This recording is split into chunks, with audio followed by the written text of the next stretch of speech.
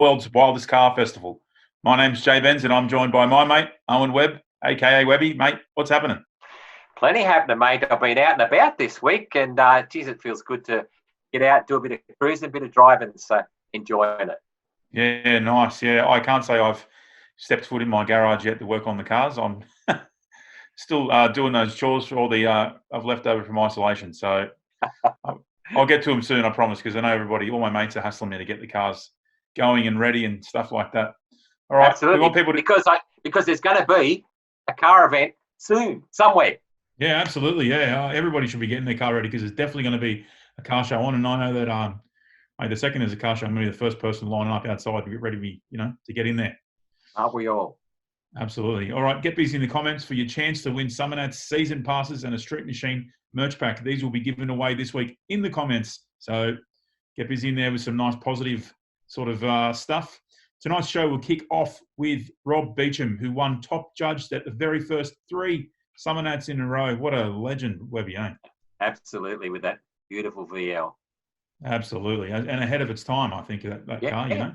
And that car's still going strong today, as you will find out when we interview him. It's a question I'm going to ask him. Absolutely.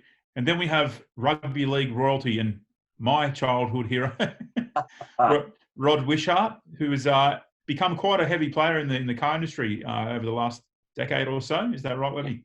Yeah, absolutely. He's got a very, very good business supplying automotive products to the trade. So yeah, and I'm sure we'll ask him about cars and like some American muscle cars. Absolutely. And then we have one of Summernats' favourite sons and drag racing legend Victor Bray, who will also be joined by Victor's son Ben, who has forged his own successful drag career. What a legend of the Summernats Victor is. Absolutely. Yeah, mate, we got some real royalty, rugby league and drag racing royalty with us tonight. So great. And VL royalty, you could say. Exactly. with Rob's car. Yeah, absolutely. All right, perfect. Absolutely. We're going to cut to a skid break and we'll be back soon. Skid ad. This skid ad is brought to you by Shannon's Motoring Insurance. How mad are skids?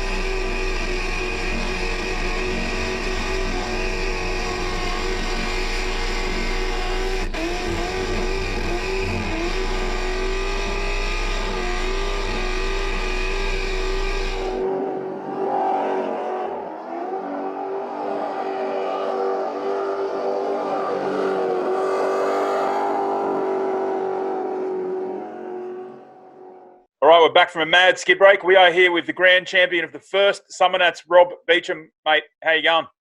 I'm going well, Josh. How are you, bud? Very good, mate. Very good. All right.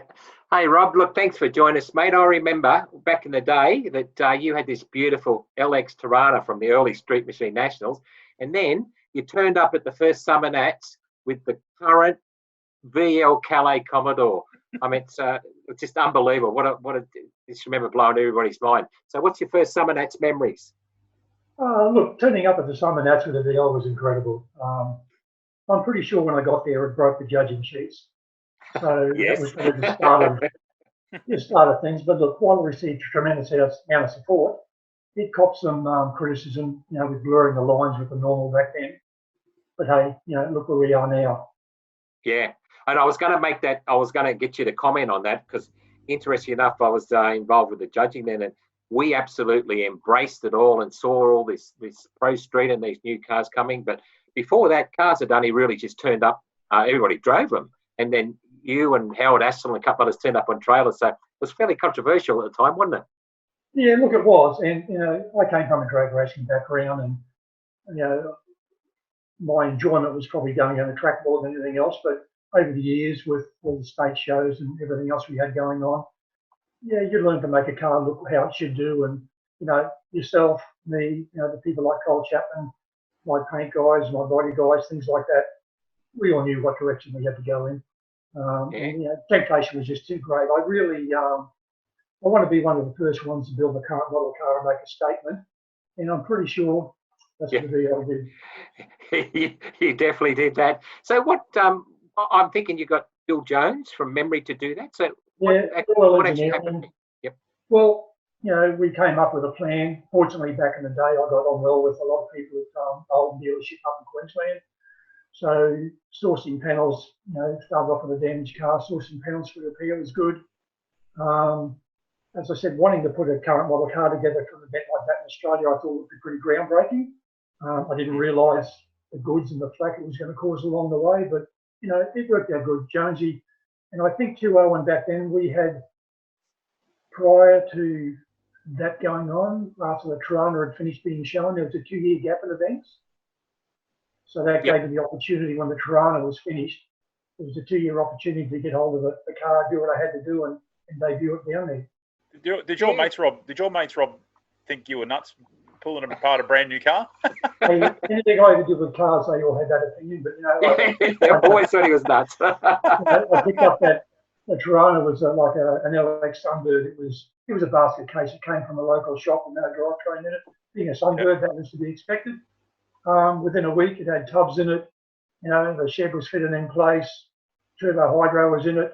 The trimmer had been down to mock up the seats so the tubs would stand out and the seat was still operational. Yeah. So, we started doing things. And look, back then, there was a grey line with what could be street driven, not street driven, but not like it is now. Got away with it a bit. Enjoyed the process. Every car I did, we certainly built them to be quite a reliable and good car, but every time you went to the track and saw something, you almost tried to feed that back into your road car. Looking back at this, I was watching back at the Summernats 1 videotapes the other day, and I'm just the car cruising along the street. That car was ahead of its time. Honestly, I think the styling and everything is just like that. Would fit in today straight away. It still does. Yeah, that's right. Yeah, exactly right. Yeah, the first build was they turned up charcoal, which was a real classy look. I kept the Calais image alive.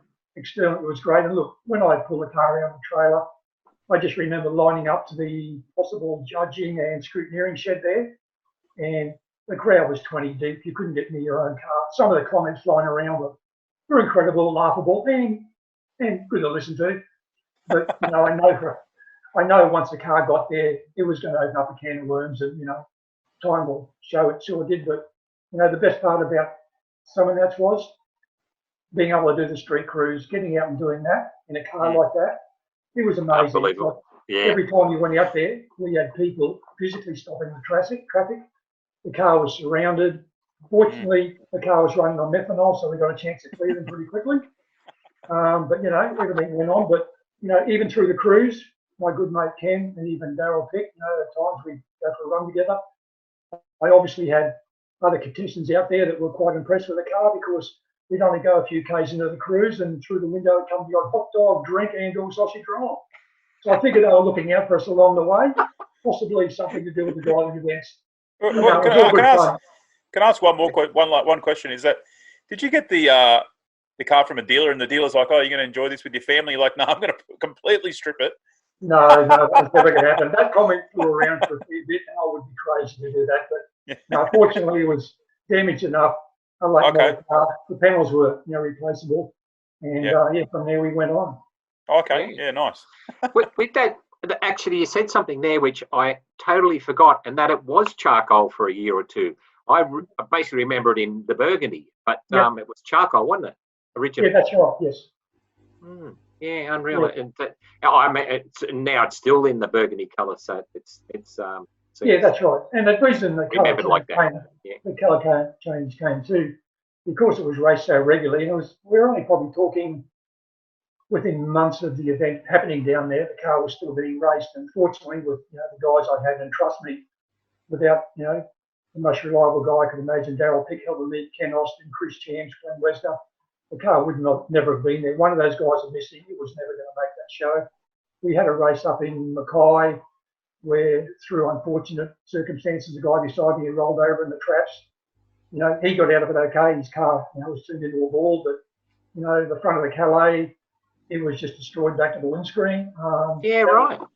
That was Didn't know that. And that took a lot of guys a lot of time to get back to it. When we're talking windscreens, paint damage, grills, headlight flaps, bars, but we just caught the brunt of a nasty accident, and that's racing. You go to those things and those things happen. Yeah, that's racing. Yeah. One thing I really remember on that car, just interesting, you've reminded me of quite a few things. And when you did pull up at judging and we were talking, I think that car won top interior, and that got everybody really talking, because that was probably the first car that came through without any trim as such, because it was the best polished aluminium work I'd ever seen. Yeah, I got to thank Cole Chapman for that. I sent the car to him when he had a shop over at Smallwood Street, and as you know, Cole, he's a craft when it comes to aluminium work and welding. I just sort of gave him a bit of a free run, gave him an idea what I would like, and what Cole conceived and came up with was what we saw down there, and every single piece was handmade, hand welded, sent away and polished. It was a work of art. He did a fantastic job. Yeah, it wasn't it. And I saw you shake your head, nod your head then when I said it won top interior, because like I said, it didn't have any real trim, and to get top interior, people were going, what the hell? What's going on with that? that might have been the sausage roll through the window. Yeah, there you go.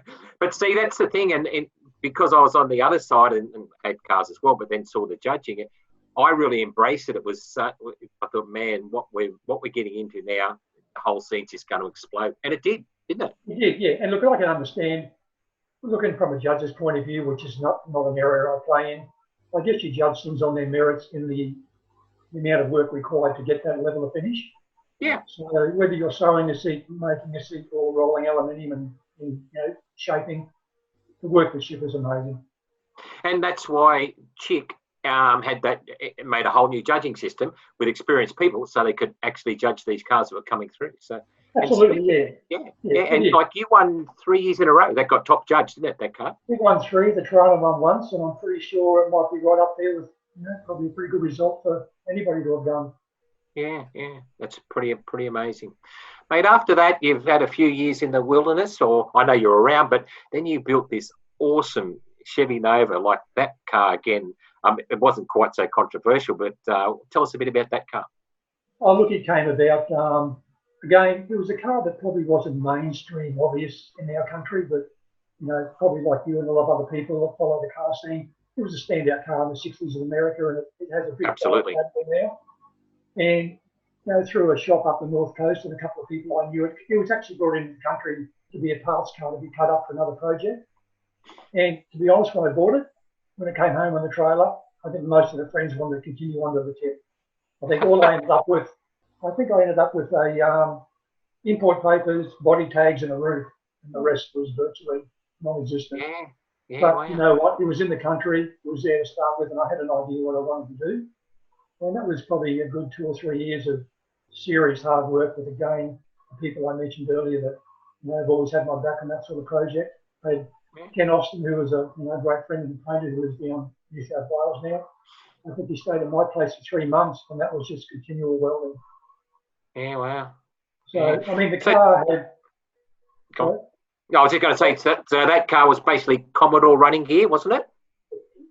Around that figure it was, but we left the true basis of the car with the majority of pins and firewalls in place, but we made everything we needed to adapt to make all the current features and modern car work. So it was probably the ultimate as far as that dream everyone has about, a 60s car having all the mod cons. Yep. This car had everything. I mean, we're talking ABS, track, air, speed alert, fuel low sensing. It had, all the oversized PVR brakes and the thing. But there was nothing on that car that, modern Calais didn't have. Yeah, wow. And I know that when it was finished to an elite standard, you qualified for Superstars 1 year and brought it to Motor X. So, that goes to show how well it was built. Yeah. And again, too, like, having to make the current model car seats fit that car. Like my go-to trimmer is Shane from the Gold Coast, the Image Trim. He did a fantastic job making Bruce Commodore seats size up and fit that floor plan. And the car itself just looked like we went into a lot of trouble narrowing Commodore dashes and, filling and moving things around. So, there was nothing on the car that didn't work, and there's still things in that car I'm not sure that John even knows is in it. Yeah. And speaking of that made me even learn probably the most thing that surprised me of all is you actually sold that car. Yeah, I know. Yeah, look, that was a hard thing to do. But at the time, this is going back 3 or 4 years, we were in between houses on the move, had things going on. It probably wasn't a great car to leave in storage for a couple of years anywhere. The opportunity came up. John came along. Look, he's a great guy. He owns a high-end shop on the Gold Coast. Okay. He's the right guy to have the car, and I'm sure that he's appreciated everything the car is about. Yeah. And that car was all legal, wasn't it? You got that fully engineered and registered. Yeah. We had a few bumps along the way. It was all up and going for a year or two, and then we had a bit of a call up from transport to just re-verify a couple of things. That went down a bit of a grey road for a while, but we had an engineer get on board. The car actually came back through with flying colours. We had a few things to delete just to satisfy transport, but apart from that, the car's got a clean bill of health. You're registered anywhere in the country, and everybody walked away happy. Yeah. So, what are you driving these days? Look, these days, I actually came across a second-gen Camaro a little while back. Had it for a couple of years. It was your typical car out of the US the guy had in Australia. He probably had the best camouflage job with bog work I've ever seen in my life. There's plenty of those, mate. Yeah, it started off with a good friend Bruce Johnson, who lives on the Bayside, has a paint and panel shop there. I went in one weekend. We thought we'd play with a few bubbles in the backyard and a couple of marks around the windscreen A-frame. 3 weeks later, it's blasted back to metal, and here we go. So, it copped a bit of a major restoration. Bruce, typically did a really good job on the car, and at the end of the day, he ended up tidying up all the loose ends with the bodywork, getting the body to a really presentable position. He applied a really nice red pearl paint to the car. It's quite standout in the daylight. And from there, with the car as it was, back, as I said, to my go-to trimmer, Shane at Image Trim, we had to go to him. Shane actually, he came up with a great idea. He sort of modernised the interior, and from there, the car has just been an enjoyable car for Jen and I to use. And we hope to get out, and about soon.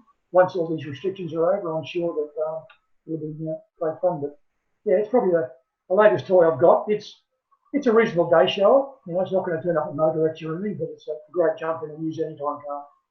Yeah, cars and coffee and all those type of Absolutely. shows and that. Yeah, that sort of stuff. Fantastic. Yeah. So what do you actually do for a living now? I'm guessing. I know you've been around for a long time working on cars. So what are you doing now? Yeah, look, I'm a mechanic by trade, and my hobbies have helped me learn other areas in the car scene.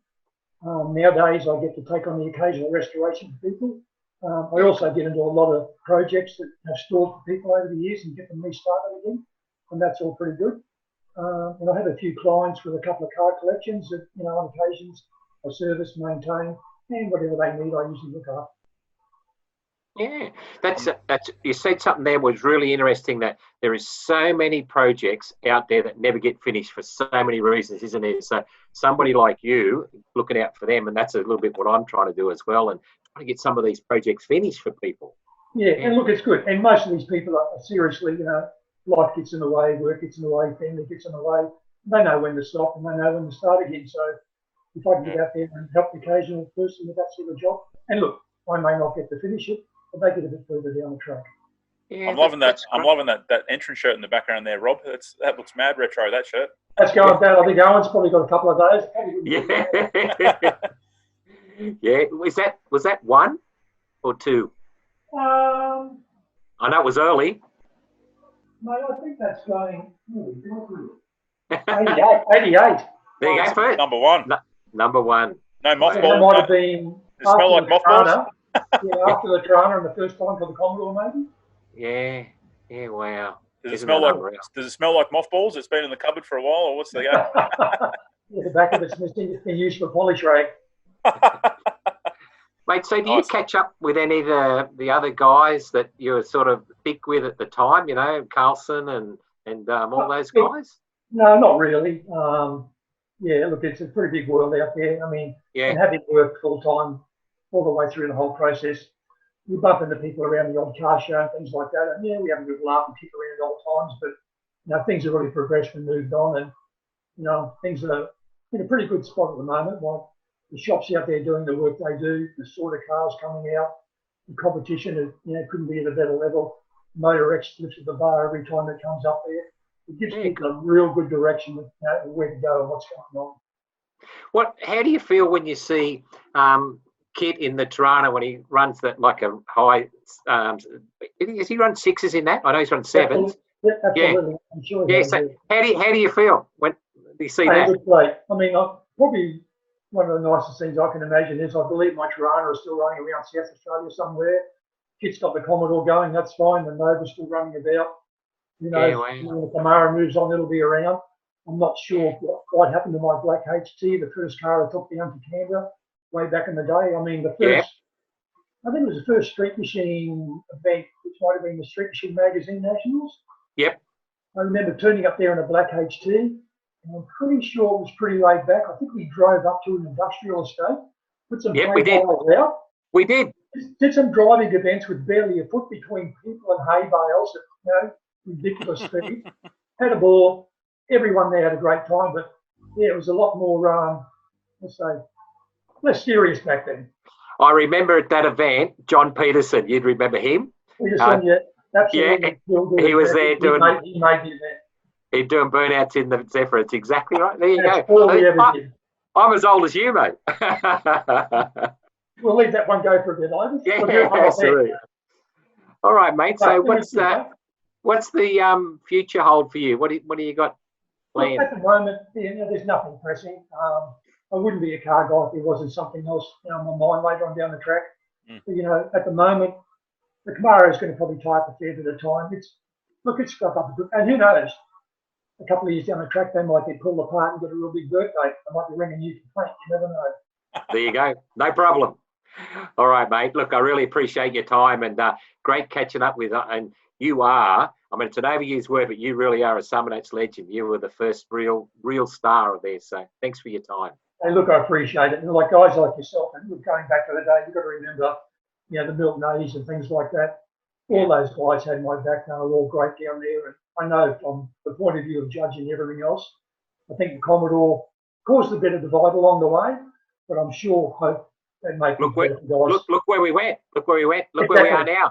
And that's all started down the track. Exactly right. And the good part is, and not knocking guys in any other category, all of my cars went and competed. They've all had a history of racing. Things have happened to them. I mean, I remember the Tirana, the very first year the LX was assembled. Our road trip down to Canberra, things went wrong in the trailer. Got no one knew, but we found an out-of-town panel shop. We pulled up there the day before. We fixed the rocker on it, a door, a mudguard, painted it, put it back in the trailer. Ken hand cut it. Went to the event and won the event. There's stories about every trip. Yeah, I remember that story. Now you said that, I actually remember that story. Yeah. Yeah. We pulled up at the panel shop, and the guy had a heart attack thinking we wanted him to do the work. He said, "Had our own in-house team in the car. We can do it ourselves." He opened the shop up. I think he wanted Ken to stay there and work, but things weren't going to happen. We came to Queensland, but he ended up doing a tremendous job, and we got through the weekend. As I'm sure there's a lot of stories down there with a lot of competitors that have the same problem. Yeah, absolutely. Yeah. All right, mate. Thank you for your time. Appreciate Thanks, it. Rob. That's good, Owen. Yeah, no, it was great. Good to talk to you, Josh. Thanks again. Yeah, you got it. You too. Thanks, Rob. See you, mate. Bye, mate. Bye, Cheers, mate. All right. We're Cheers. going to cut. We're going to cut to a break. We'll be back soon. Skid Ad. This Skid Ad is brought to you by K&N. Smoke 'em up.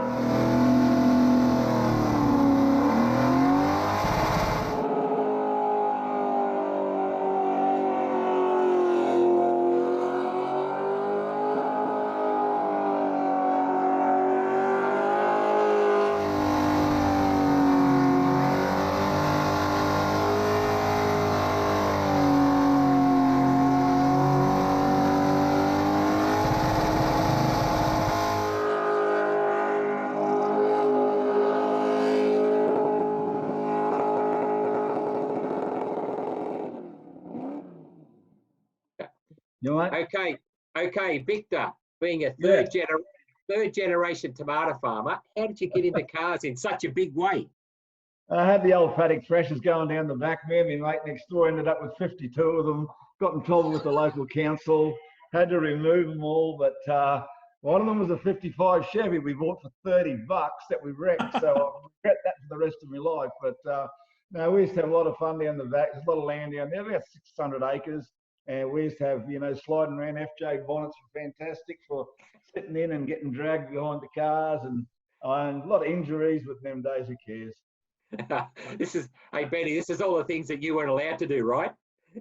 Oh, yeah, I wasn't allowed to do it when he was watching anyway. When he was building the engines, I'd sneak out. Victor, what was your first memories at Summernats? First memories of Summernats? Yeah. Well, I went down there and it was just a good solid car show, biggest one I've probably ever been to.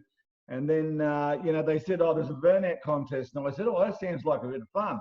And so I shot over there and I lined up in the line and got up to the start line and started the motor up. Mickey Atherwood was me, only just put the engine in out of Graham Eason's dragster.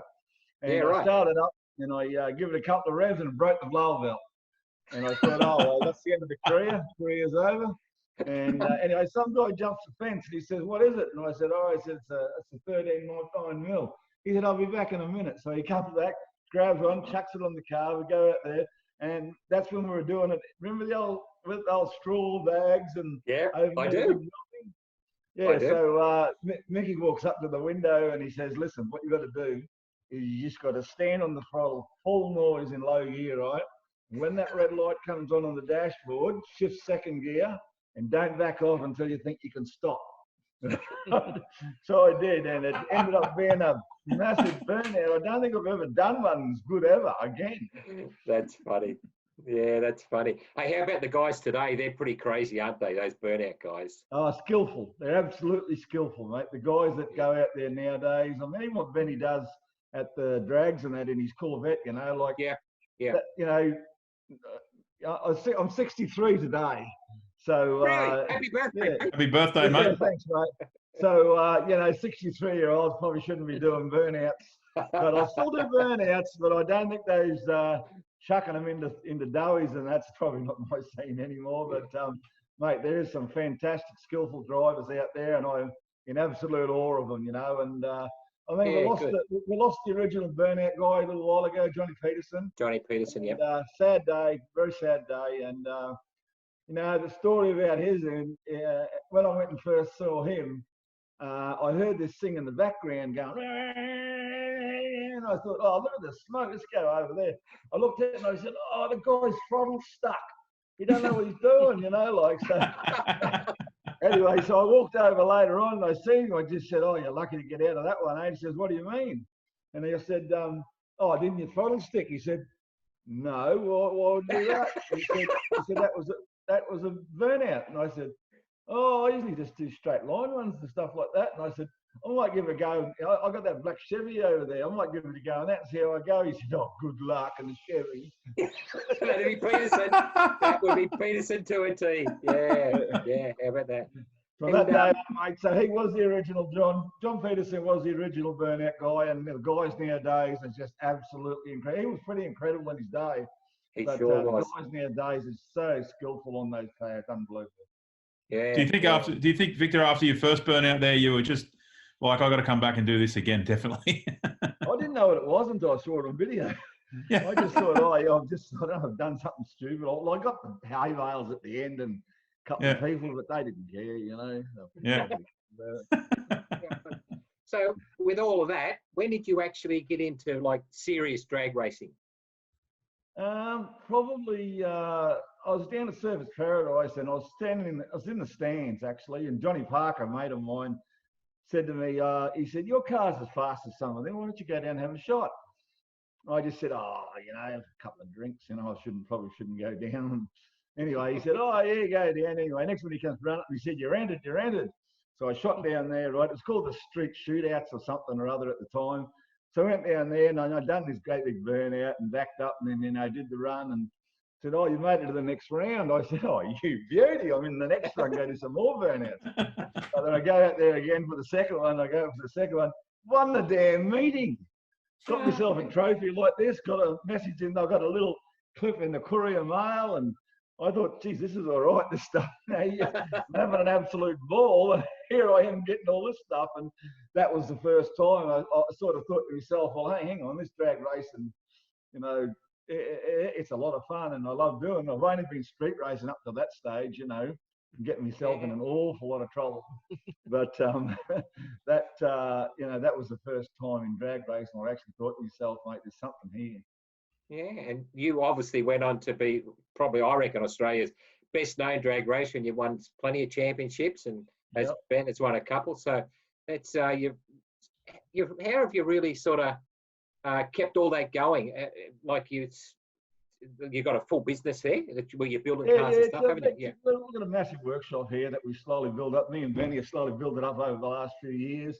You know, got a lot of big CNC shop, got a fabrication shop, got a carbon fibre shop, got a panel shop, got a shop, got a 10-car garage for all my collectible cars, and then I've got an old rusty. How many does that hold? 20. Yeah, 20. 20 cars up the back there with all rust. I built an old rustic looking thing, you know, looked like been there for 100 years, but it's only been there for a year. And yeah, right. That's we park all the old cars under, and keep it going for sponsors. Without sponsors, I'd be a tomato farmer still, you know what I mean? And 1988, Castrol, Big Bill Slegenhorse was his name. He worked for Castrol at the time. Ended up working for Gulf Western eventually, actually. But he said to me, that's where that tie is. Yeah, okay. Yeah, pretty much. And he said to me, he said, oh, would you like some product? And I said, oh, yeah, okay, yeah. And I said, oh, that sounds good to me, you know, I don't have to buy oil anymore. And anyway, the next day he comes down, roaring down, he says, I need to talk to you. So, like, you know, like spy-wise, we go over, we sit in the car, and he goes, I've got to ask you something, what's that? And he said, are you a drug dealer? And I said, what are you talking about? He said, I've heard you're a drug dealer. And I said, I'm not a fucking drug dealer. He said, where do you get all your money from to go drag racing? I said, I race up and down the east coast of Australia on weekends and make $1,500 to $2,000 racing the rich farmers, all the rich sugar farmers. And then I work all week on the farm for $80, $100 with my mum and dad. And, you know, geez. And he goes, oh, that's cool then, you know. Like, I mean, I can honestly sit here and say I've never spent 1 cent of any illegal money on any of my drag racing in all my years, and I'm damn proud of it. Yeah, no, that's fantastic. Interesting you mentioned Castrol there. Obviously, you remember. I remember that team at the time. There was Larry Perkins, there was you, Dobbo, there was all those, that whole Castrol team. Wasn't that awesome? Yeah. Yeah, that was great in them days. I was spending about $9 million a year on motorsport in them days, which was just incredible. That just would never, ever happen again. And no, I mean, it's, you know, sticker on car sponsorships are gone. It's all Vita, you know, business to business nowadays. And yeah, of course, if you can't help them sell more product or be a part of their business, you've got no chance. I think it would have been money well spent, though, because nobody can remember a time in the 90s and not remember that classic Castrol livery on the drag car or on a supercar or anything like that. You know? Yeah, cool. That's right. Yeah. We're lucky enough we get to see it every day because they're all still sitting here in our workshop. Yeah, we've got every one. Nice. We never gave one away. We still got them all. And we actually ended up, we got the Alan Dobson funny car here as well. Yeah, good old Dobson. Really? Yeah, wow. We've played everything. My brother-in-law drives that one. We'll have to do another podcast and get back on and give us a tour. Yeah. Yeah, I think the word's hoarding you're looking for. And he's I do a bit of that, but it's nothing as cool as that. In all these sheds in the workshop, and that there'd be 50 cars. Easy. 50 Wow. cars, all the old race cars, got all the old street cars. Got the original 57 I bought when I was 17 off Lane Harbour. Got Black Betty. Got everything, mate. Got a lot of cars. Love cars. Wow. He's got every helmet, every fire suit, everything he's ever Until worn. Ben come along, and all of a sudden, all these Datsuns started turning up in the shop. Datsuns, Toyotas. That's what I've got a Corvette fetish nowadays that he likes, so he's happy with that. Yeah, he's got a couple of Corvettes nowadays, but he's also building a Supra as well. So, you know. Yeah, nice. That's good. That's Oh, good. Did you get much of a choice there, Ben, on to sort of get into cars, or was it kind of, this Yeah. is what you're going to do and that's it? No, he gave me. I played soccer for a long time, and then I hated school so much. I thought, you know what? I got this father with all this cool stuff at home. I'm going to quit school and go work for him, and it'll be fun. Yeah, well, that was a lie. Cleaning up dog poop and emptying bins for 3 years was not as fun as school. I can tell you that much. But no regrets today. I've had great opportunities, great sponsors, great family, and I've had a great time. Yeah, wonderful. So That's good, mate. I remember years ago when Benny was like, 11 years old, I'd come over in the morning and there'd be these two, he had a junior dragster, right? And, I lived a bit away at the time. And I'd come over and there'd be all these two burnout marks in the shed on the floor, And I'd say, how did they get there? And he goes, I don't know. No idea. I still don't today. I have no idea. And at my, what birthday was it? 57. At my 57th birthday, him and a mate of mine, Brad Parker, I mean, there was 200 people here, right, in the workshop, right? And Ben said to me, I'm going to go get the burnout car, go and do a burnout. I said, don't be so stupid. There's too many people here. Next minute, in the middle of the table, right? They're still there now. The burnout marks are still there today, and I'm 63 today. So. What he forgets to tell everyone, he's very precious about his flaws. You scratch them or beat them up, Yeah. you get yelled at. Yeah, So I thought I'd take advantage of it while he was drinking, and it was his 57th birthday. Me and his mates had some skids in his shed just to annoy him. It's still there. The burnout marks are still there. It's How many fantastic. years later is that? 6 years later. So, Benny, you're getting some pretty good results these days. So, look, you beat the old boy a few times, haven't you? Yeah, Come on, talk it up. we got a pretty good race, and it's hard to explain to people because me and Dad can be third and fourth in the country or fifth and seventh in the country, but to race each other, the energy levels are just through the roof because I don't feel like you got your John Zappiers and your Steve Ham and your Paul Moyts that can probably whoop our butt every day of the week. But I just don't feel they're drag races. Like they go out there and they just want to get A to B. They don't care about the wheel stand, the burnout, the crowd. Where when I sit in a car, all I think about is the crowd. Like I think I'm here to entertain, and my mum tells me all the time I was born show off, and I love it. And I really do like the crowd. The crowd, fans, and my sponsors are really the only reason I do it. Like I've achieved everything I've wanted to achieve in a car. In any car I've ever driven, I've been number one. So I'm pretty happy with everything I've done. But just to race Dad is just, it's amazing because, like I said, the burnouts are going to be half track. The result really doesn't matter to us. Well, he says it doesn't, but I know I hurt his feelings a lot. But so what's the score? Hey, come on, what's the score? I stopped counting. Shut up! I stopped counting when I put 20 ahead. Change the subject. My only wish in life was I started racing 20 years ago with him because, I missed all the greats like Scotty Cannon and Les Winters and Peter Gratzes and all that. I was always sitting in the grandstand picking my butt watching that thinking, these guys all work too hard and don't have any fun while I was having fun. And nowadays, like I said, the competitiveness nowadays is just stupidly good. Like, don't take it away, but the showmanship 20 years ago was 10 times better, and the barbecues in the pits and a lot less hate in the pits. Back when Dad used to whoop everyone's butt, people would still come and high five him. So 100%. if I could race 20 years ago, I would. Yeah, like me and Zap are really good buddies. It's easy, we argue a lot, he can't do nothing right, I can't do nothing right in his eyes, and he can't do nothing right in my eyes. I tell everyone that we're politicians at drag race nowadays. Yeah, there you go. But that's interesting what you said. Yeah, that is exactly how it is. Yeah. Tell me, Ben. It's got very competitive. Yeah. Tell me, Ben or Victor, do you actually, when you're about to set up the lights, it goes green, do you breathe for those few seconds, or you just hold your breath the whole time? in your mind, you think you do, but I tell you now, when you get out down the bottom end, you mustn't, because it feels like you ran the quarter mile sometimes. Like you wouldn't think like shifting 2 gears and pulling a set of parachutes would wear you out, but after 5 runs in a day, you are stuffed. And I can't remember. I don't know what happens. I just know when I get to the other end, pull the chutes before you run into something. He's not lying. I remember, Victor, when you had the 2-seater car, and man, you done a lot of people spoke to me that they corporate days in that chair. That was a fantastic time, wasn't it? Yeah. Still here. It okay. Pay the extra money that we can take that. We've still got that one. We've got the custom line. Remember Alan Bouchamp drove the custom line? Still got it. Still got it. Yeah, it's still out the backyard. All the Burnett cars are still here. We've got everything. When he says backyard, it's in a shed. It's a big shed, but I mean, it's all here. I didn't picture chickens walking through it, and tomato vines growing through the windows. That's what it was 20 years ago. And then he started building sheds because he didn't like that. All of my mates reckon I've still got the first dollar my mum gave me lunch money for grade 1. It's still wrapped up in the corner of my hanky, stashed away somewhere. So I have. Mate, it's been fantastic, Tony. But just finally, what's coming up? What do you got coming up in the future? Now, the COVID thing's really destroyed drag racing in Australia. I mean, but we're doing a pretty good job of reckoning it ourselves, by splitting the sanctioning bodies into two.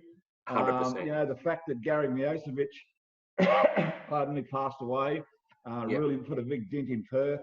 Gary was just the most passionate man I've ever met. He was, wasn't he? Yeah. Racing, great guy.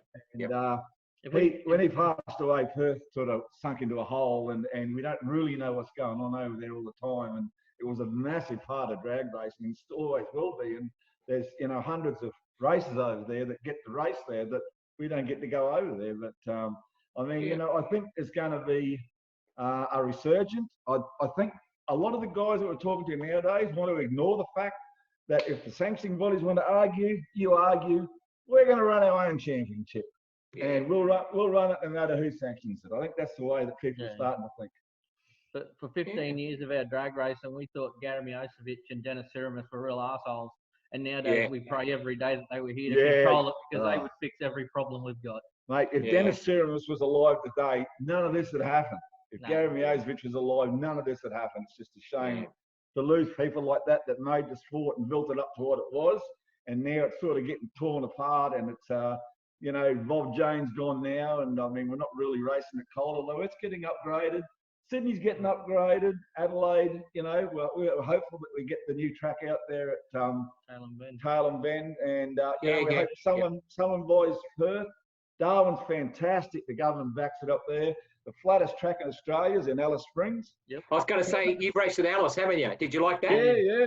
Got the longest. It's got the longest braking area in the world. You don't need to pull your chutes. You just knock it into neutral and just roll to a stop from 250 miles an hour.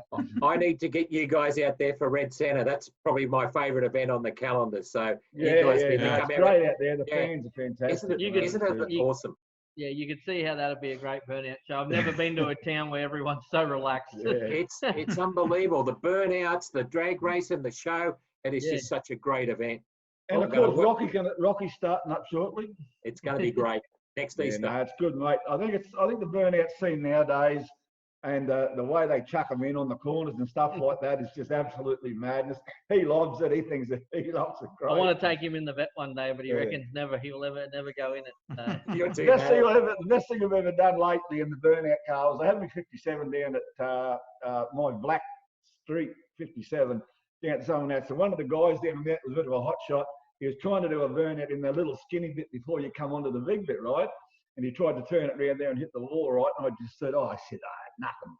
So I went down there and I did complete donuts, 2 complete circles, right, within that little bit, and never hit the wall at all. He's 10 times better driver than me, but he just had a bad day.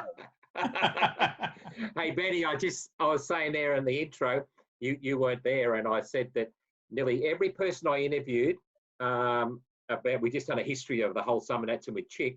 Nearly everybody I interviewed, their first memory was of Victor driving around that place in Black Betty. So he's not only infamous in drag racing, but in the whole Summernats. It's one of the things I remember from when I was a kid attending Summernats. I remember seeing you, Victor, there in the car, and then he'd run to the burnout pad when you knew you were coming on, because it was blow the leg hairs off your legs and smash your eardrums out. And what a spectacle! You take home and you tell all your friends when you got home. Unbelievable. One of the things about the Summernats, and I regret, I suppose, is doing a burnout along the back straight where you weren't allowed to do it. And Chick was up there. He was up there supervising, and his windows were down in his Chevy, and his wrapped his arm around the pillar and the burnout. And I just you think that's going to stop me? And old Chick's hanging on the side of the car, you know. I mean, Chick Henry's done more for street machine in Australia than anyone ever will. The Summernats, to have that insight to go and build, change what was just like a car show into an absolute, what would you call it? It's an event. Festival. Yeah. It's a festival. And, you know, Chick deserves every ounce of credibility he gets for turning the Australian street machines around. And like me and him, we were head to head for a while there down there because he didn't like me doing burnouts where I shouldn't have been doing burnouts, right? Funny thing, that. Yeah. He knew I was going to do it anyway, so he shouldn't have been hanging on. But it's an authority thing with us, Brays. If they say no, we'll try. Yeah, I love Chick. I love Chick. I just love Chick. You know, he's just such a good guy. He's done so much for this country's street machine scene, and you know, Street Machine magazine, and everything that's gone on has just been fantastic. And I've just been glad to be a little part of it. Thanks, guys. I really appreciate your time, and so really thankful for your time. Yeah, all right? Thanks, guys. Thanks, guys. Yeah, Been great. Let's hope Summernats 2021 happens. It'll happen. All good. We'll be there. We'll be there. Hey guys. Thanks, guys. Thanks. See ya. Bye. Skid ad. This skid ad is brought to you by Street Machine. Oh yeah.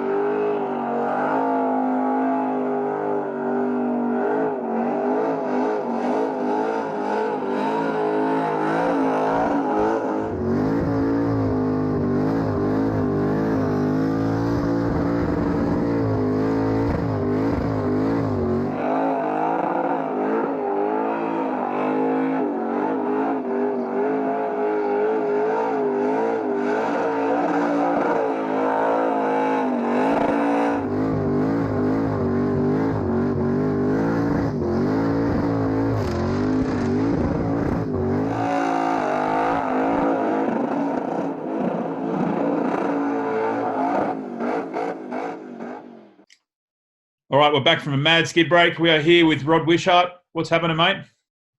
G'day, Josh. Not much. Just another day at work, and we're starting to sort of pop our head through with this coronavirus situation, and the automotive industry, panel shops, has been doing a little bit tough, but there's light at the end of the tunnel, so that's all good. There you go, mate. Before you get too much into that, I want to give people a little bit of an intro to you. So we're interviewing somebody. It's a little bit left field from our normal car guys, but this guy is rugby league royalty, and which most car guys have an affiliation with sport, especially rugby league. And Rod also has an automotive business and absolutely loves cars. He grew up in Gerringong playing footy under Mick Cronin, and he debuted for the Illawarra Steelers in 1989 and was the first junior from the Steelers to ever play for Australia. He made 22 appearances for the New South Wales Blues before scoring 66 points from 5 tries and 23 goals as the main goal kicker for most of those games. He then made his first Australian Test appearance in 1991, and in 92 helped the Australians retain the Ashes against England. In 94, he was selected for the Kangaroos, the Tour of England, which I bet was awesome, where he was the top point scorer with 174 points on that tour. In 95 and 96, he was awarded the BHP medal for Illawarra Steeler Player of the Year, and he also remained really loyal to the ARL through that whole Super League war and stayed with them. He also played 95 in the World Cup, scoring a try in the final. And before the merger with the Dragons, he holds the records at the Steelers for most tries, 68, most goals, 386, Most points in a season, 176, and most career points, 1,044. And then in 99, he was part of that 25-man merger squad with the Steelers and the Dragons and played a handful of games, mainly due to injury, retired after that 99 grand final loss to Melbourne, arguably the most controversial result ever. So there, mate, how's that for an intro? That was fantastic. I should get interviewed by you all the time, Mark. You feel better now? Just when I feel a little bit down, I'll just give you a call. But, That's great, mate. I appreciate that. I thought I'd do that because most of the guys we have on here are car people and like just genuinely car people. And I thought when I was reading, I've known you for quite a while, as you know, but then I thought, there's so much good information there, and you've done, such a fantastic player. So welcome aboard to. Well, thank you. Thank you. So I've got a, as a Dragons man, I've got a tear in my eye thinking about the grand final. But haven't we all? I'm going to erase that from my memory and you just put it back up, guys. Thanks, Alan. It doesn't go away. It's like a virus. Jamie Ainscough. I know Jamie Ainscough, right? So, mate, you're obviously a very loyal person from all that stuff that I said. So where'd that trait come from? I'm guessing from your folks, your parents? Oh, I think so. I think you get brought up in a certain way with certain characteristics, and I think loyalty's definitely one of them. I think you earn that when you play for a team for a long time too. I think you just you have a certain camaraderie, and there's certain things that just build up, and I think that's always been part of me. But you have to thank my parents. I was really brought up well. A little town in Gerringong, and one of 6 kids. And back in those days, you played sport. I just played, cricket in summer was the go, and you played rugby league in winter, and that was it. I grew up in a town where any of your listeners were rugby league fans, or particularly Parramatta fans. Mick Cronin grew up in Gerringong too, the mighty Mick Cronin, and he lived in Gerringong and still played for Parramatta. And I always saw him, and it was really inspiring. He owned the pub, mate. He owned the pub, so he owned the pub, so that's why you see him, Vicky, when you went to the pub. Few schooners out the back. Well, I was 18 and over, mate. But Mick was one of those loyal guys as well, and I guess that all sort of comes into play as well. Yeah, it's a real salt of the earth type place, Gerringong. I've played a bit of sport there, and I grew up in Jamboree, so not far away really. So a lot of that area is dairy farm areas. Everyone's really salt of the earth type, good, genuine people, Yeah, I think you're right there, Josh, and it's just in we're neighbours at Jamboree, dairy farming towns as well, and I'm just blessed to be able to live in Gerringong. And when my rugby league career sort of progressed, I was still able to live in a place like Gerringong and play in the best competition in the world. So the Steelers became available to play. They formed in the early 80s. I started in 89, and I had 11 years playing in the top grade NRL, and it was 10 years with the Steelers and 1 year with the Dragons. So I look back at there, and I'm really just blessed, to be honest. Yeah. Tell us about, because I'm sure it's quite different today. Tell us about your first contract with the Steelers. Well, it wasn't much money, I can tell you. In those days, we still worked. I had a couple of opportunities to go to other clubs as well. And as it turned out, I think the advice from my parents kept me grounded. Mick Cronin was there. There was a few other people that was influential. They said, look, I think it's the best move is to stay in Gerringong, where you can still live with your family. Yeah. And still play in the best comp. The Illawarra Steelers were they were in a building sort of situation too. They sort of they let go of a few of the older players, and they were starting to develop a few younger guys. So from the word go, I had the opportunity to play first grade. So I hadn't played a reserve game, got straight into the thick of things. One of my first trial game was against the Canberra Raiders, and any of your listeners that that know the Canberra Raiders back in '89, it was a fantastic. And I played back in those days. I played in the centre, so I played up against Mount Meninga. It was good. I went from Gerringong Group 7 League, and you know what that is, Josh, to playing against Mount Meninga. It was a big step. But did you ever tackle him? Did you ever tackle him? I tried. I brought in the troops to help me. Maybe I just fell over in front of his legs and he tripped over me. I don't know whether you call that a tackle or not. He's a big man, mate. Yeah. And something I'm interested in is a lot of your career. But when you played for the Blues, I bet that was a bit of an insight into that. And who was your coach there? I was really lucky to play for New South Wales during the whole 1990s. First selected in 1990 in my second year playing in the NRL, and there was we had a host of coaches, and I think Gus Gould was probably the one that I thought he might have been. Yeah, he was the ultimate psychologist.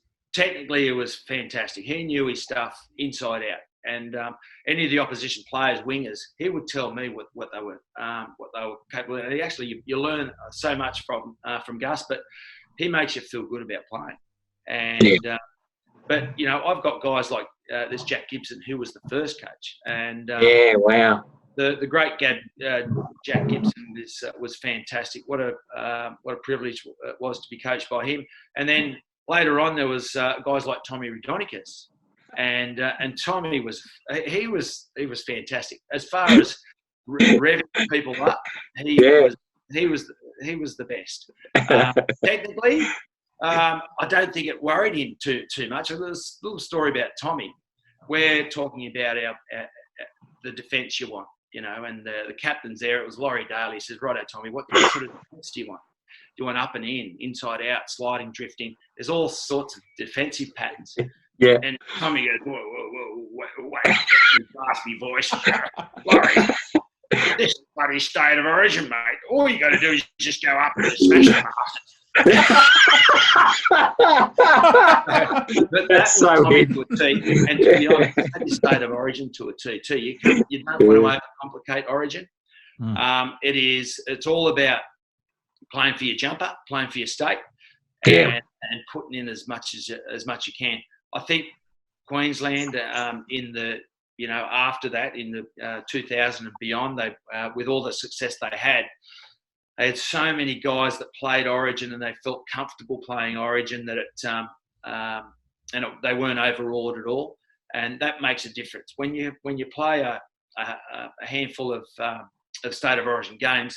It does take a fair bit of time to get used to. So luckily I got 22 under my belt, and I look back and think what a period of time, and I just feel so privileged to be able to do that.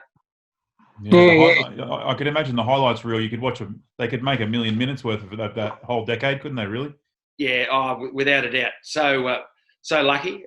So many things happened during the 90s too. Obviously, Super League came into things, and in my early days in 89, we all had jobs, and we worked during the day and trained in the evenings, and it was still professional. We still got a bit of money, but nowhere near the amount we're getting. But Super League came in, and then that boosted the pay packets, but it sort of brought this air of professionalism too, that even the camaraderie, and even the modern day player now, that when he plays rugby league, he knows that he could play for 2 or 3 clubs. So that that side of things is sort of gone, unfortunately. But that's when there's more professionalism, the less loyalty there is, I suppose. And but I look back at even Australian tours. The old Kangaroo Tour doesn't exist anymore, and I was really lucky. I was able to be in the last 1994 Kangaroo Tour, and you mentioned Origin, but I do think playing for your country is definitely the pinnacle, without a doubt. I live in New South Wales. I've watched State of Origin. It's probably got the most amount of hype, but at the end of the day, I'm an Australian, and playing for your country. Putting the green and gold jumper on, there's nothing like it.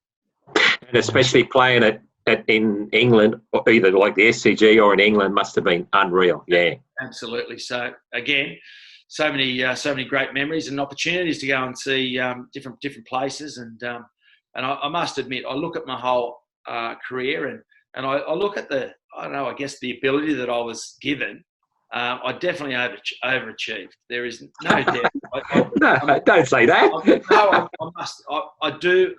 One thing I was good at was testing myself out and playing to my top level, and trying to put the bar up as high as I can. And I guess for anyone really, it's probably what you got to try to aspire to do. Yeah, test yourself out, see how much ability you have got.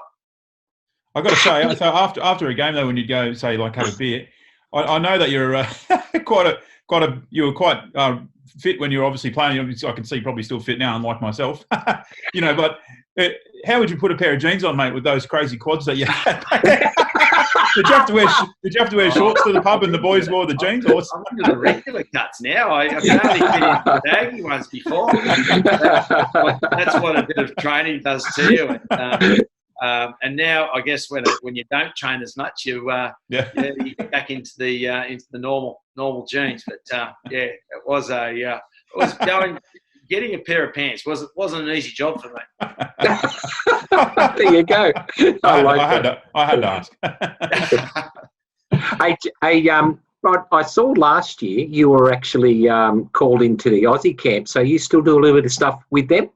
Oh, occasionally, and the Origin as well. They do try and bring in sort of older people to try and get the younger guys to really understand what it was like. The culture, get the culture going, and I don't know, and also just to just motivate a little bit more as well, and to make sure that these guys, these modern day players, understand that they've got a responsibility. They're not just playing for themselves; they're playing for people in their whole state and their country, and they got a responsibility. And it wasn't just them now; there's a whole heap of people and players that have played before them that they've got to try and do justice as well. And I think that's what the coaches try and do. And while that is good, I reckon it's great for have the opportunity to talk to these guys, and they are professional players. They're strong and they're fit, and I'm just lucky I'm not playing these days because I'm definitely not 6'6". Yeah, big eight. Not 100 kilos. So. Oh yeah. Hey, mate, some of those wingers today, they're as big as the front rowers back in your day.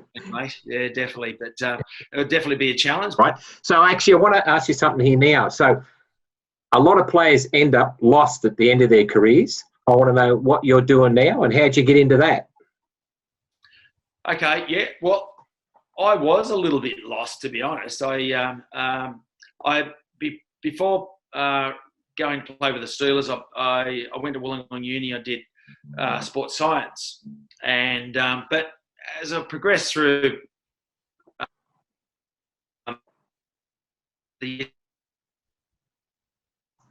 probably didn't want to pursue. But one thing I did know that I wanted to, at some stage, sort of own my own business. You still got me? Yeah. I think you faded out for a second there. Yeah, keep going there. At the uni part. Okay, so I wanted to own my own business, but my wife, Gil, and I had 4 kids in 4 years, and they were all quite young. Starting my own business during that period of time probably wasn't the smartest idea. So I worked for a company a distribution company that supplied to hospitality, so pubs and clubs. So I was a rep, went around pubs and clubs, and I did that for 3 or 4 years. And I guess that gave me the idea about distribution. And, yeah, right. And then an opportunity presented itself to buy into a automotive paint distribution business in Wollongong, and that's where we are at the moment. it was funny how I got into it, because there was a Andrew Enninghausen, who a lot of you guys will know, a great rugby league player for the Cronulla Sharks, and he's got a fishing show as well. I could probably tell you a story about that later on, but he gave me a call, and he said there's a mate of his has moved down to Gerringong, and would you say hello? He's got kids the same age as you and different things. And so I did. His name was Jeff Martin, and he had a Glazeret distribution in Caringbah. So he introduced the industry, and before we know it, both of us went into to this distribution business called B&L Supplies in Wollongong, and the rest is basically history. We turned it into Wishart's Paint Solutions. I bought Jeff. Jeff moved up to the Sunshine Coast. I bought him out, and then I introduced another guy who was instrumental. His name's Ben Grimpton, and as business partners, I think we've progressed reasonably well. He's an accountant. I'm an ex-footy player. Combination selling automotive paint.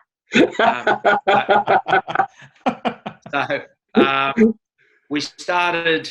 That was 15 years ago, Owen, and you were probably in that era when I had to go to as many conferences, functions. I was a De Beer distributor and a Glazeret distributor as well, and that's where I got to know you, Owen. Yeah. And I think that was because my knowledge on automotive paint on a scale of 1 to 10 was 0.7. So I worked at all that, but I worked hard to learn as much as I could. Yeah, you have. Yeah, and I did, and I don't know where I am on the scale at the moment. Maybe in the 1s or 2s, but anyway. No, you're a lot bigger than that. You've got a really good business now, and you cover a lot of area. Yeah. Yeah. No, we've developed the business quite well. We employ over 20 people, and the industry is fantastic. I must admit. I look back on these 15 years, and I've got so many great customers, suppliers, and it's all about the people. And if someone told me 20 years ago what I'd be doing now, I'd say, look, you don't do that. You don't get into something you just don't know about, or you haven't got any immediate passion about it or anything like that. But I did, and you develop things over time, and the people, and it is all about the people and the friends that you would develop and relationships you build. Yeah. So you obviously seen a lot about cars, and were you ever into cars, and what are you into now? On a scale of 1 to 10, I was a 0.7, but now I'm up there, mate. You go into so many panel shops, and you see every second panel shop is always working on a car. And, of course. And I generally developed an interest, and I got a liking for the American muscle car, I guess. And the Mustang really stood out to me. And at one stage, and I still do, I want a car the same age as me, a 68 model. And we're going to get you one. You know that. We're going to get you one. You know that. Okay. Well, it doesn't have to be a Mustang. And if anyone is out there has got some ideas, 68 models, Camaros would be good too. And but I'm open to any ideas. But the idea of driving around the car, same age as me, just going for a cruise, that's what appeals to me. Funny, I like that. What people think. Now, so when are we going to get you to Summernats? Well, there's a box I haven't ticked yet, Owen, I do. I guess in life you want to try and tick as many as, but I'm open to that, Owen. Righto. Totally. You're right. It's totally something else. You get there and you try and imagine what it's like in your head. Sorry, anyway. Any 68 models down there? There'll be plenty down there, mate. Yeah, we'll get you sorted. I was going to say, if you weren't really saying like in the cars that before, it's a bit of a shame. All those times driving from Gerringong to footy through the Kiama Bends, you could have been taking advantage of that in a 68 Mustang. Now back then it used to take me nearly an hour. Now it's like 35 minutes. Yeah, absolutely, yeah. Fantastic. All right, mate. So what's the future hold for Rod Wishart? What's the future hold? That's an interesting question, Owen. I guess life is all about challenges and different things, and but I guess at this stage I'm really happy with what I'm doing at the moment. My kids, I've got 4, and they're all still here. Actually, they're all in they're young adults, and I don't think they're in a hurry to leave. But I'm keen to develop and see what they get up to. My oldest son is with the business as well, so and I don't know. I'd like to think that there's a few more challenges out there for me, and it's funny because rugby league goes for let's call it like 11, 12 year period. I've done 15 years with this, and I don't know. I do. It doesn't seem right to be to just abandon him because the business is in good hands. We've got some good people there, but there is some challenges I would like to do, but you've got to make sure the bills get paid as well. Yeah, that's for sure, especially with 4 kids.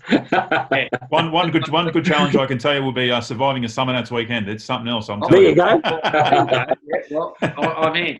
Righto. We're going to get you there. All right, mate. Look, I really appreciate your time. It's great having you on, and so awesome. Fantastic, guys. Appreciate it. And as I said before, Owen, the people in the industry are the most important. You were one of the first guys I've ever met. So, and from then on, it just got better and better. So better and better. I like that. Come out the right way. I was going to say you went straight to the bottom. Everything you've done for the industry is great too, Owen. So I appreciate it. Good on you, mate. Thanks, Rod. Right. Thanks, Rod. Appreciate it, mate. Josh. No worries. Cheers. Take it easy. Bye, mate. Skid ad. This Skid ad is brought to you by Burton Auto Parts. Mad.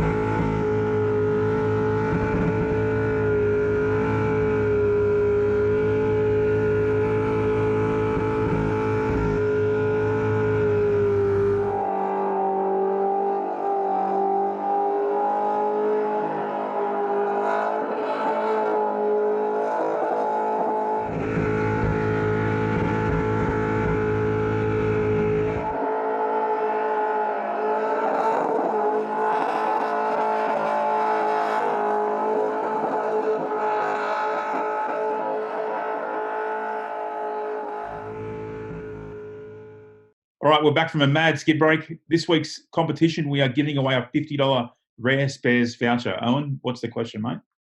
Mate, I have got the question of all questions, and if people were listening to that the interview there with one of our guests tonight, they will know this. I want to know who was Jay Benz's childhood hero.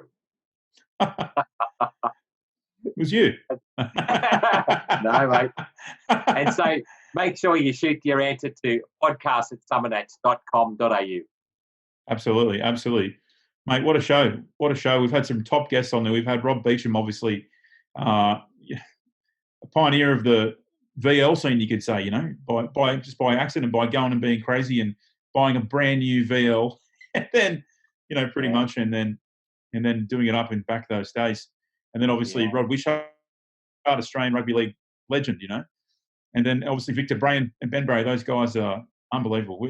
The guests, each week, Webby, it's getting harder to top the... I was going to make that comment. Like when we first started this, I was thinking, who are we going to get on? We've got to keep it interesting. But boy, those 3 guys tonight, they were just absolutely awesome and absolutely pioneers or royalty at their own events. So, yeah, really, really good. And Victor and Ben, they were just so funny. I'm looking forward to doing a longer interview with them down the track. Absolutely. So we want to see your pictures as usual, what you've been doing or where you've been cruising or what you've been doing in the shed with your car. Use the hashtag Ride It Out, put it on Facebook, Instagram, or you can email us at podcast@summernats.com.au. Talking about punters and stuff, Owen, I believe you've got 4 to show us. I have got some entrants for all our upcoming events. So the first one, a red Summernats, we've got entrant number 136, Samuel McCallum, with an awesome white 99 Nissan GTR, all the way from Northern Territory. Nice. Motor X got entrant number 66, Chris Borg. He's been a previous entry and he's done a bit of work to this car. It's a blue FJU, and something really special about this car, he actually keeps it inside his house and just brings it out for events. So that's awesome. And a really good young guy. For Summernats, we've got 688, David Gearan, and he's entered his dark green 69 Camaro. Obviously a little bit of a favourite of mine. It's fun sitting there behind me. and then for Rocky Nats, number 247, Ashley Knowles. And as you can see, he's got a lot of work to do on that car, that VG Valiant, but that's going to be an LS1 powered VG, and I'm really looking forward to getting that car, have a look at that car at Rocky next week. So get all your entries in, guarantee your place in any of those top 4 events. Absolutely, and that was my next reminder to make sure if you are ready to attend Summernats 34, please get your entries in now and buy tickets online, because those obviously are still open, and we'd like to. They're going to fill up, isn't that right? With the entries, Webby. Well, and it's interesting. Last year, I had people ringing me only a couple of weeks out. They said, "Oh, I can't get in. You're falling out." I said, "That's how it is." So yeah, we can only take so many cars. So get your entries in. Yeah, absolutely. Don't forget to subscribe to this podcast on your favourite place where you get your podcast. Please give this video a like on YouTube if you're on there, or on Facebook. Give it a share. Share it with your friends. We know the more people we get it out to, the more interesting characters we bring on the show. But as I said before, we've had some of the best so far, haven't we? Honestly, It's been really good, and